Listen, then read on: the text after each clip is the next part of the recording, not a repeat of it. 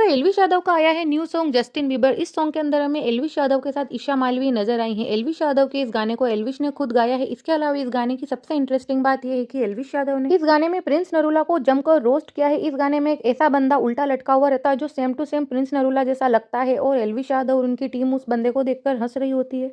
यानी कि उन्होंने बता दिया कि प्रिंस नरूला जो है इस तरह है उनके सामने। तो एल्विश यादव के इस गाने को पसंद सबसे ज्यादा तो इसी वजह से किया जा रहा है कि उन्होंने इस गाने में प्रिंस नरूला वाला ये सीन डाला। तो वहीं मैक्सटन को लेकर भी ऐसा एक सीन है जिसमें एल्विश यादव एक बंदे के पास जाते हैं, उसे डराते हैं, उसको मारने की कोशिश करते हैं, जैसा एल्विश ने सेम मैक्सटन के साथ किया था। आपको बता दूं मैं कि द 50 में मैक्सटन और प्रिंस नरूला दोनों ही एक साथ नजर आ रहे हैं। दोनों ही एल्विश यादव को लेकर काफी कुछ बोल चुके हैं। स्टार्टिंग में तो ज्यादा बोला था, अब हालांकि एल्विश की बात वहाँ कम होती है। इसके अलावा एल्विश यादव का न्यू शो भी आया है इंगेज्ड सीजन 2, जिसके अंदर एल्विश यादव शो को होस्ट कर रहे हैं। एल्विश यादव की को होस्ट हैं जिया। तो ऐसे में एल्विश और जिया दोनों ही पहुंचे एक पॉडकास्ट पर, जहां पर एल्विश यादव से उनकी पर्सनल लाइफ के बारे में बात की गई। एल्विश यादव से पूछा गया कि उनके जो नाम जुड़ते हैं, जैसे ईशा मालवी हुई, जन्नत जुबैर हुई, यानी कि उनकी जो को कंटेस्टेंट्स है गाने में, उनके साथ जो एक्ट्रेसेस नजर आती है, उनके साथ एल्विश के नाम जुड़ते हैं, हैशटैग्स रन होते हैं। तो ऐसे में उनकी जो पार्टनर है, जो रियल लाइफ में एल्विश की गर्लफ्रेंड है, क्या उन्हें इस बात से प्रॉब्लम होती है, तकलीफ होती है? तो इस पर एल्विश यादव ने कहा कि बिल्कुल होती है। एल्विश ने कहा कि जिस तरह मेरा नाम दूसरी एक्ट्रेसेस के साथ जुड़ता है उसे बुरा लगता है और स्टार्टिंग में ज्यादा होता था, बट अब मैंने उसे समझाया है तो वो अब इतना रिएक्ट नहीं करती, पर शुरुआत में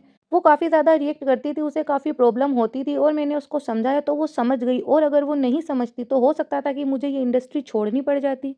अब यहाँ एल्विश यादव ने यूं नहीं कहा कि वो अपनी पार्टनर को छोड़ देते, अपनी गर्लफ्रेंड को छोड़ देते। उन्होंने कहा कि अगर उनकी पार्टनर नहीं समझती, यानी कि वो इस बात के लिए एग्री नहीं होती कि उनका इस तरह से जन्नत जुबैर, ईशा मालवी, इन और भी कई सारी एक्ट्रेसेस हैं उनके साथ नाम जुड़े, उनको नहीं मंजूर होता, तो अगर ऐसा होता तो एल्विश यादव ने कहा कि वो इस इंडस्ट्री यानी अपने इस काम को छोड़ देते। इसके अलावा एल्विश ने कहा कि मैंने उन्हें क्लियरली समझा दिया, पूरी अच्छे से कहा कि ये इंडस्ट्री है, इंडस्ट्री में ऐसा होता है, रियलिटी ऐसी कुछ भी नहीं होती है। तो वहीं एल्विश यादव ने उनकी गर्लफ्रेंड को लेकर ये भी बताया है कि एल्विश यादव की जो गर्लफ्रेंड है वो उनसे काफी दूर रहती है, यानी कि दोनों का जो रिलेशनशिप है वो लॉन्ग डिस्टेंस रिलेशनशिप है। तो वहीं एल्विश यादव ने अपनी शादी को लेकर भी एक इंटरव्यू में कहा था कि 2026 में तो नहीं, बट 2027 में उनकी शादी भी हो जाएगी।